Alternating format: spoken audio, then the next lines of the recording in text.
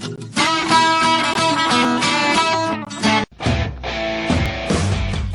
right, welcome to church for the rest of us. And I'm here again, high atop our studios at Family Church in West Palm Beach, Florida, downtown. Social distancing via podcast with my compadres in ministry. I've got Carly and Aaron and Leslie are all here. Aaron Philippone serves as our campus pastor at Family Church Gardens, but he also oversees all of our campus pastors. So he's in charge of a really important team here at Family Church. So Aaron, glad to have you with us and appreciate all the good work that you do. Thank you. And everybody already knows Leslie Bennett, the voice of the podcast, the voice. And our engineer, Carly Seelman. Hello. So Leslie, we're often running in a coronavirus crisis, but we're working hard to create some opportunities to care for people that we never really had before. That's right. So we're having to really spin up some things quickly where we don't have face-to-face, in-person contact like we normally do. Mm-hmm. And we have 13 campuses, as Pastor Aaron knows, and he helps shepherd those campus pastors who shepherd all of our people.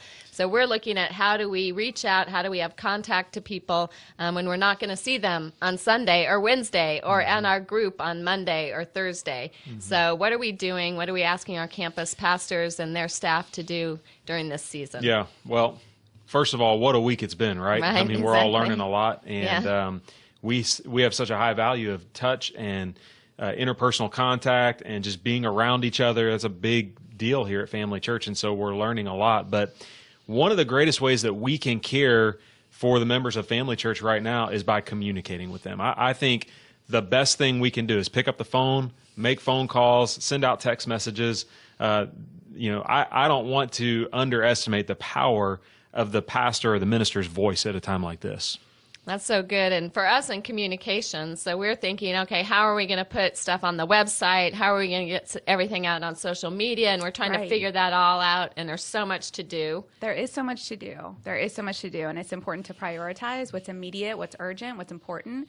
But yeah, we're kind of in give us the content mode right now. Right. Mm-hmm. But we're thinking about that. And then I had a conversation with Pastor Aaron yesterday, and he kind of reminded me, really the most important thing right now is that our people are hearing from us. Mm-hmm. So I see a lot of churches trying to be online, trying to be on Facebook and social media, and that's important. But I think what you all are doing is even more important. Yeah, and people, they want to hear from our pastors and our ministers, and they need a sense of comfort just knowing that we as believers have not lost our hope. We've set our eyes on Jesus. The church has been in difficult situations in the past and will be in difficult situations in the future, and Jesus is still in charge.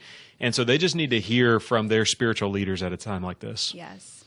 Well, I think, Aaron, one of the things that you've done really well is you've given our campus pastors some specific direction and even some easy-to-use tools that really churches of any size could use. Because the Family Church Network, although together we're a large church, we're actually a network of medium and small-sized churches. So could you just share with our listeners some of the specific direction you've given to our team on how they should be staying in touch, how they can track that and build a system for that so they're not just going off the top of their head making phone calls? Talk to us a little bit about that. Well, one of the great things about the way that this has unfolded in a time like this is that we're living in a day where we have technology at our fingertips and we can easily get in touch with our key leaders. And so one of the things we've developed is just a shared spreadsheet that all of our team members can access at various campuses. And we've got a column in place each week where we're making sure that we're checking up on our leaders. And so if we go, 3, 4, 5 weeks into this, we don't know how long this could last. This could last months. We want to make sure that one of our leaders doesn't fall through the cracks. And so we don't want, 2 or 3 weeks to go by without them having gotten some personalized communication from their leaders. And so talk to us about the specific tools, though. So we use a spreadsheet. Which spreadsheet are you using? I'm using Google Sheets, and so it's just a live shared spreadsheet that anyone on your team can use if they have a Gmail account. And so everyone at the Gardens campus is on that sheet. We're able to see each other's comments. We're able to interact with it. And then we can scan through and easily see, oh, man, one of our leaders hasn't had any contact in a couple of days or a couple of weeks. And so then we can get on it and reach out to them. And do you think that is this Google spreadsheet, the way that you're doing it, is this super sophisticated? Like, do you have to have multiple full-time admins to run this? No. Or, no? No. Totally easy. Anyone can do this. We have campuses. One of our campuses averages about 75, and they're doing this with volunteers, with support from key leaders that are also helping to contact their church family. And so, no, this is something that anyone can do at any size without any administrative support. It's super simple. And so when you have a typical phone call and you're coaching guys and girls on how to call, what should they say on the call? So you call somebody, you don't really want anything from them right now. What are you saying? Yeah. Well, the main thing is just reassuring them that we are a family. And so we're walking through this together. And just like you would with your own children, just like you would with anyone that lives in your home, we're going to walk through this together. We don't really know what the future holds on this, but we do know who holds the future. And so our hope is in the Lord. Did you just come up with that? Man. That's really good. Somebody write that down. I think that's a tweet somewhere. And so Did Tim Tebow come up with that's that? right. Where is Yeah, that from? somewhere. But just, high touch. We want to hear from you. Right. We're producing some content as well. And so we're trying to upload some, iPhone videos on Facebook and things like that. And so one of the things we're telling our church family is, hey, you get to see us right now. We want to see you. Snap a picture. Tell us how things are going. Text it to your pastors. Put it on social media. We want to know how you're doing. And I think that just means the world to our people. Yeah, I couldn't agree more. Now, Leslie, one of the things that we're working with communication-wise is some different tiers of content that we can put out. And we haven't got a fully thought through system. We're definitely building the plane while we're flying it. But right now, talk a little bit about our thinking about how we're tiering this content. Well, this probably isn't the best word to use, but we are using the word premium content. So we have some content that we're putting we're out. like Netflix. That's right. Premium. The good stuff. Okay. So we got some content we're producing. Obviously, we're going to have Sunday morning worship, and part of what we're doing is pointing people to our Sunday morning worship gatherings online now. We've chosen to go with a strategy of actually having set times so that we have that sense of we actually are together doing worship, even though it's virtual. We're not in person. So that's what we're putting together. We're going to put together some Bible study content. We're going to do some other things that we'll put to all of our campuses, and then we're encouraging our students team to put some things together, our kids team to put some things together, our groups to put some things together, each of our individual campuses. So we're kind of, premium, which is going to go out to all of our churches. Right.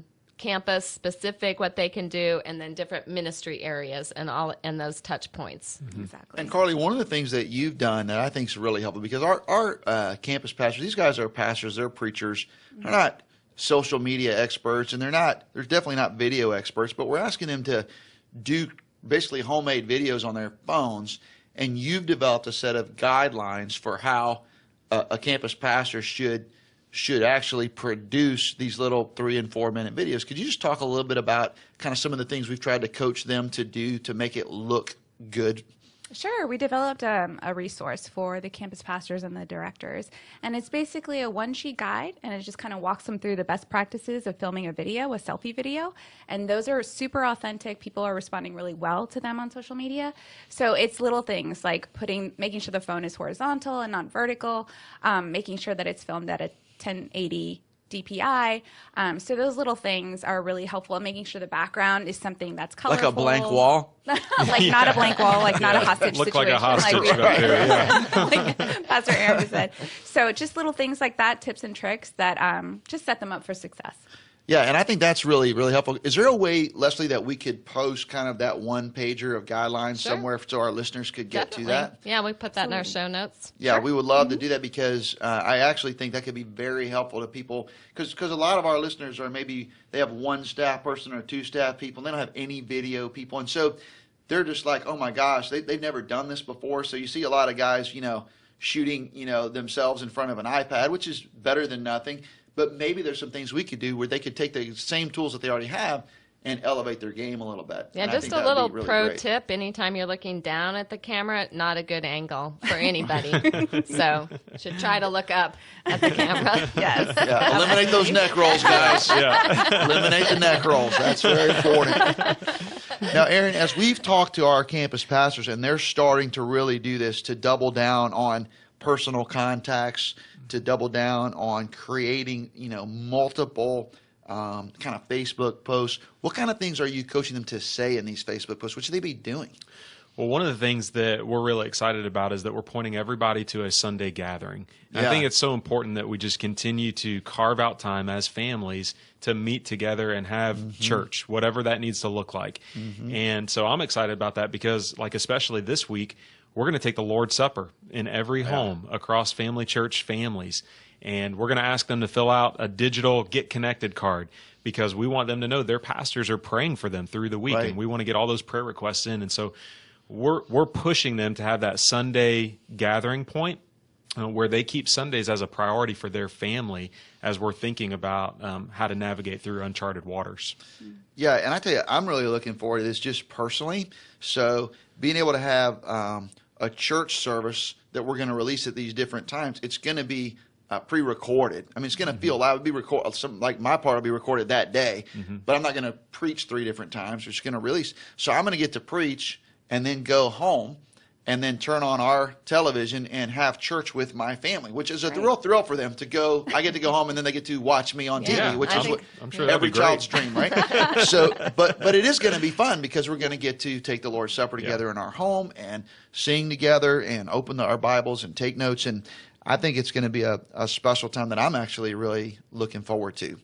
Now, Aaron, if there was one thing you'd say to our listeners, because we got guys, they look at a church like Family Church and they say, we don't have resources, we don't have staff like that, we don't have a video team, we don't have a podcast. What are some things that you just say, listen, a church of any size, if you have an internet connection and a phone, what would you tell them to prioritize during this time? So we really don't know what the future is going to hold on how all this can play out, and we don't really know the best ways to provide care in the future, but what we do know is that right now, the best way to care is through communication. Text messaging, phone calls, as much as you can communicate with your people. And then in the future, we'll see what happens. Right now, we're collecting databases and trying to figure out, do we have volunteers in the medical profession that we want to lean on in times of need if we need to.